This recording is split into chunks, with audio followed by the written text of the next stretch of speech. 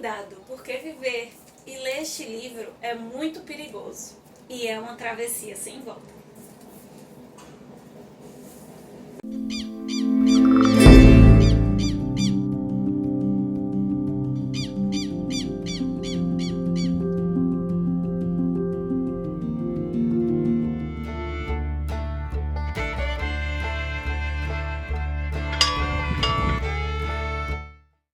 O que temos para hoje, Sanchos e Dulcinéias? Eu sou a Larissa Bertolino e você está no Uma Garota Quixotesca, um canal que fala sobre literatura partindo dos princípios do Quixote, tanto de pessoa, do personagem, como mulher, quanto os princípios literários que ele levanta, mas como ele mesmo propõe, com muitas mudanças em 2022. 2022 é um ano muito especial porque é o centenário de outro ano também extremamente importante, que foi 1922. Um ano com marcos importantíssimos para o modernismo, para as vanguardas, tanto na área da literatura quanto nas demais artes. Por isso, neste ano, nós teremos várias jornadas de leitura conjunta, sempre partindo desse pressuposto. Um dos livrinhos que nós vamos estar usando como base teórica e que vocês vão me ouvir muito falando aqui é, como já mencionado, o Peter Gay, né, que fala do modernismo como heresia. Por isso nós vamos lá deixar lá pro final do ano, para coroar esse ano 2022, uma das obras mais importantes do modernismo no mundo, no Ocidente especificamente. E para iniciar, nós vamos abrir as janelas desse ano com o que é, na minha opinião, o livro, a obra, o produto mais significativo, mais importante de todo o modernismo brasileiro.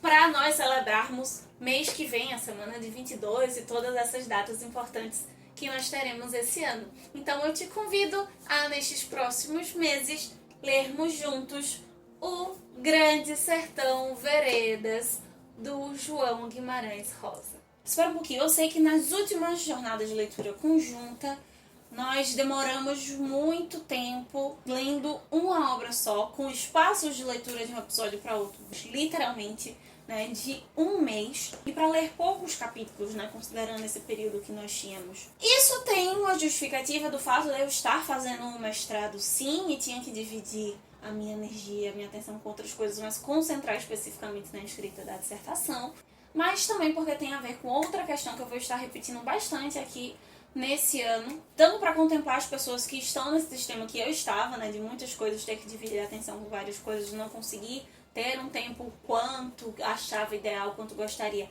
para fazer as suas leituras, mas especialmente questionar o motivo, a qualidade dessas leituras. A gente até pode conversar um pouquinho sobre isso no blog sexta-feira. Não se preocupe, a gente vai encurtar bastante esse período de leitura de uma obra só, menos que 6 meses, mas também não vai ser só um mês para cada uma, para que a gente tente esse equilíbrio, tanto de quem tá muito cheio de tarefa, com muita coisa, que não consegue concentrar, mas também aquela galera que tá com tempo sobrando e aí pode usar esse tempo para ler outras coisas que possam agregar a essa leitura. A partir de agora eu vou te explicar como funcionará, né, a nossa jornada de leitura conjunta do Grande Sertão Veredas, e também vou te dar algumas dicas, algumas considerações importantes de antes, né, prévias, pra gente ter e pensar um pouquinho antes de começar a ler essa obra de fato. Vamos lá para as datas, agenda na mão. Hoje é dia 10 de janeiro de 2022. O nosso próximo encontro será em relação a esta obra. No dia 17 de janeiro, nós estaremos nos encontrando todas as segundas-feiras. E os nossos encontros durarão até o dia 21 de março, ou seja, serão 10 encontros. A obra está dividida em 10 partezinhas, o que dá, nessa minha edição da Companhia das Letras, basicamente cerca de 40 páginas por semana. E por que nessa minha edição? Porque Grande Sertão Veredas não tem capítulos, não tem partes, ele é um texto corrido do início ao fim, não tem essas categorias, e aí isso é dentro dessa edição da Companhia das Letras. Eu posso estar dando algumas outras dicas, algumas considerações, tipo de tal episódio a este episódio, mas nós vamos estar seguindo o ponto dessa paginação. E aí você pode me dizer, mas Larissa, 40 páginas por semana é muito pouco. Tá, mesmo considerando que eu vou ter outras leituras paralelas a isso, ainda assim é muito pouco. Sim, é.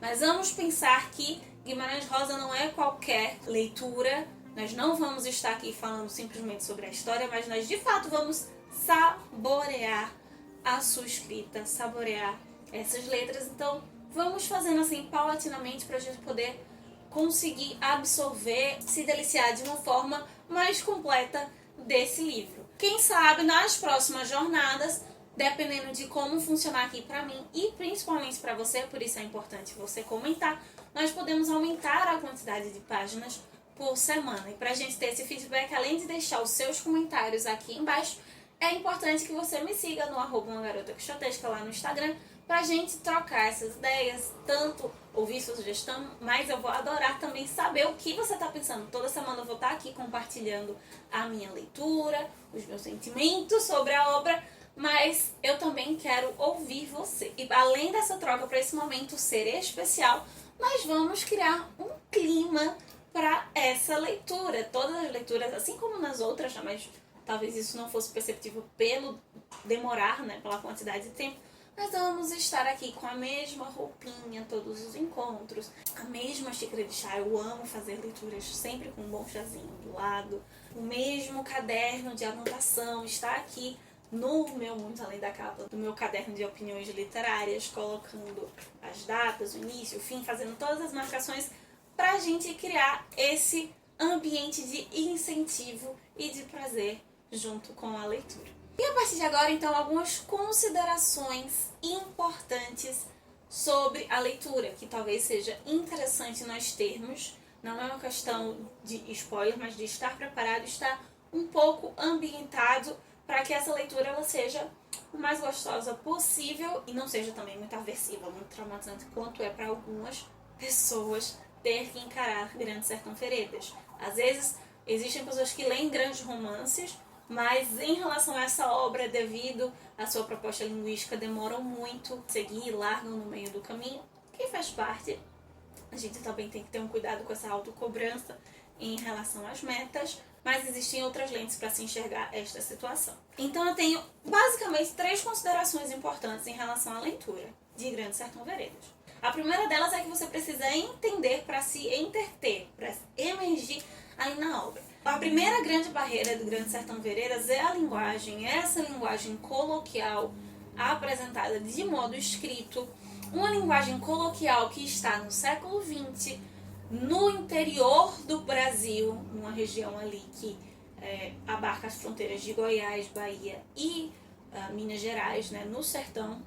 Então existe tanto um glossário gigantesco de expressões, de palavras, de formas de escrita que pertencem ao século passado, a uma época passada, quanto também pelo próprio projeto linguístico do Guimarães Rosa, que, no entanto, não pode ser uma barreira de nos pôr tanto medo assim, porque é só lembrar que de coloquial para coloquial nós estamos numa época privilegiada que é a da internet, a fala extremamente coloquial nas conversas da internet. Então pensar um pouco nisso, tentar entender que o Guimarães está partindo desse pressuposto, vai nos ajudar a processar essas ideias e não parar a leitura pela linguagem, até para entendermos que essa, na verdade, é o grande mérito, é a grande sacada, é a grande invenção do Guimarães Rosa, a sua medalhinha de ouro dentro da obra. A gente precisa entender aí, só rapidamente, sem spoilers, que o Riobaldo, um senhor que foi jagunço do cangaço, contando as suas histórias, as suas memórias, toda a sua vida para o interlocutor que não somos nós, meros leitores de um livro ou de uma carta. Há um interlocutor meio oculto, meio velado ali, que provavelmente é um homem extremamente culto, um homem das letras. Há alguns intérpretes até que dizem que é o Euclides da Cunha, né, em comparação do Grande Sertão Veredas com Os Sertões. Mas a gente precisa entender, e é até gostoso entender, que aquilo está se passando como uma conversa, apesar de parecer uma monólogo. O segundo ponto é leituras prévias e audíveis. E aí eu já te digo, cuidado com as leituras prévias. Existe um mundo de interpretações, de obras teóricas, de dissertações, de artigos, de N livros sobre o Grande Sertão. que são interessantes, que uma hora ou outra nós vamos citar aqui, mas cuidado para não se encher de leituras prévias antes de encarar a obra de fato. E aí já vim com a interpretação de alguém, enquanto que a proposta aqui é para que nós de fato nos deliciemos com o texto. Por outro lado, se eu te digo para ter cuidado com as leituras prévias teóricas, eu te incentivo a fazer leituras prévias de outras obras do Guimarães, os contos, principalmente, as novelas mais curtinhas, porque nós vamos nos adaptando a essa sua forma de escrever, vamos nos familiarizando com o estilo do Guimarães Rosa. E especialmente por ter esse monólogo aparente, essas digressões e essa oralidade muito trabalhada, às vezes ouvir a obra faz toda a diferença. A primeira sugestão seria você ler em voz alta. Quando dizem que Grande Sertão é uma obra de fôlego, talvez seja por isso também. Ler em voz alta com entonação, fazendo as pausas, nos dá uma outra percepção da obra. Ou mesmo, paralelo à leitura, ouvir ali um audiolivro, ou depois de ler o trecho ali que você quer, mais ou menos aquela parte, ouvir o pedaço do audiolivro. Apesar que com o audiolivro já tem outros quesitos, que são a entonação de uma outra pessoa, as pausas de uma outra pessoa, fica ao seu critério. Eu sou mais adepta do ler em voz alta. E por fim, como não poderia deixar de mencionar, tem a percepção de que Grande Sertão Veredas é o Fausto, ou o Quixote brasileiro, digamos assim. Ou melhor, é o Quixote sertanejo. Nós escolhemos essa obra para começar a jornada de leitura conjunta, não apenas por ser um marco dentro do modernismo, da importância do que foi 22 aqui no Brasil, mas porque, de fato, eu considero, já fiz uma leitura anterior dessa obra, que Guimarães Rosa, que o Grande Sertão Veredas especificamente, é o nosso Don Quixote, tanto a nível de estrutura, de significado literário de obra, quanto de personagem mesmo. Da mesma forma que o Quixote ele vai apresentar essa dúvida, né, sobre as novelas de cavalaria, sobre a realidade, Grande Sertão Veredas é uma eterna travessia, como vai dizer o João Guimarães Rosa, dessas problemáticas, né, da fantasia, do real, da representação do povo, da reinvenção desse povo, desse pensamento, da linguagem especialmente, dando espaço para que o insólito corra livremente. E aí essas são as considerações que eu acho que você precisa ter em mente antes de começar essa jornada. E agora que eu me comprometo com você de trazer as minhas impressões, os meus sentimentos, o que há de substancial na minha leitura e não simplesmente um mero resumo das relações ou entrar em questões extremamente teóricas sobre a obra. Foi algo que eu fiz, né, com o Quixote, e às vezes eu até pensava que poderia estar distanciando futuros leitores da minha obra favorita.